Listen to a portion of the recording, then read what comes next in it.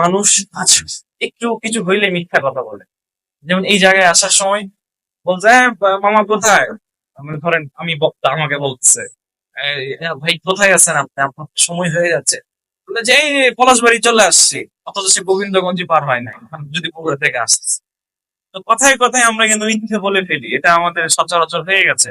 প্রতারণা, ওরে বাপ রে বাপ, এটা তো এখন স্বাভাবিক একটা বিষয় যে প্রতারণা তো হবেই, স্ক্যাম তো হবেই। তারপরে হারাম উপার্জনে লজ্জা না থাকে। আজকালকার ইয়াং জেনারেশন যারা আছে, তারা খুব গর্ব করে বলে, ভাইয়া আমি অনলাইনে কামাই করি, ফ্রিল্যান্সিং করি। অথচ সে বেটিং করে কামাই করে, জুয়া খেলে কামাই করে। আছে কিনা এগুলো? ব্যাংকে চাকরি করে, সুদের কারখানায় চাকরি করে, আমি অমুক জায়গায় আছি ভাই, সিনিয়র ম্যানেজার বোন, খুব ভাবসাব, অথচ জবটা হারাম। তো এটা তো আছেই। এছাড়া স্কিন অ্যাডিকশন, আল্লাহ, আমি নিজেও এটার ভিতরে মাঝে মাঝে ট্র্যাপ হয়ে যাই। আল্লাহ কাছে বারবার চাই যে আল্লাহ যেন এখান থেকে আমাকে বাঁচায়, আমাদেরকে যেন বাঁচায়। পর্নোগ্রাফি, যৌন বিকৃতি, যৌন চাহিদা বা যৌন যে আকাঙ্ক্ষা আছে, এইটার যে বিকৃতি হয়ে গেছে, আপনি যদি একটু ওইদিকে তাকান, এর ভিতরে বিভিন্ন সিস্টেম পাবেন আপনি, বিভিন্ন সিস্টেম, পশুর সাথে পশু, এরকম আছে আর কি। হ্যাঁ, আরো কত কিছু আছে, বিকৃত হয়ে গেছে, পুরোটা বিকৃত হয়ে গেছে। আত্মহত্যা বেড়ে গেছে, হতাশা, নিজেকে মূল্যহীন ভাবা, আমাকে দিয়ে কিছু হবে না, আমাকে দিয়ে কিছু হবে না, এই এই যে একটা চিন্তা, এটা কিন্তু কনফিডেন্সলেস, এটা এখন সব যুবকের ভিতরে দেখা গেছে। বাস্তব কিছু স্ট্যাটস গুলো আপনাদের কাছে তুলে ধরি, তাহলে আপনাদের সামনে বিষয়টা আরো একটু ক্লিয়ার হবে।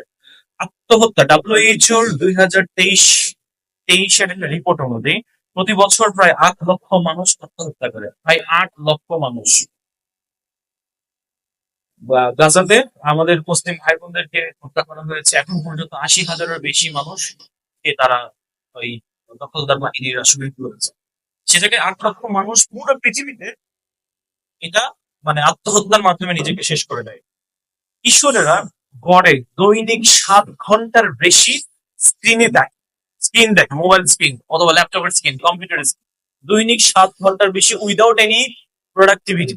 আমরা যারা কাজ করি অনলাইনে বা স্ক্রিনের সামনে, তাদের কথা বলছি না, বলছি তাদের কথা যাদের কোনো কাজই নেই স্ক্রিনের সামনে, বাট তারা স্ক্রিনের সামনে নিজেদের সময়টাকে নষ্ট করে।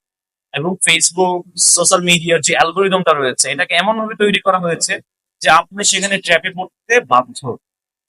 বুঝতে পারছেন? তারপরে একটা পর্ন সাইটের স্ট্যাটস, তারা তাদের সাইটের একটা ডেইলি ইউজার্স কেমন আসে এরকম একটা রিপোর্ট বের করেছিল 2023 সালে। এবং সেই রিপোর্টে তারা বলতেছে, তারা দিনে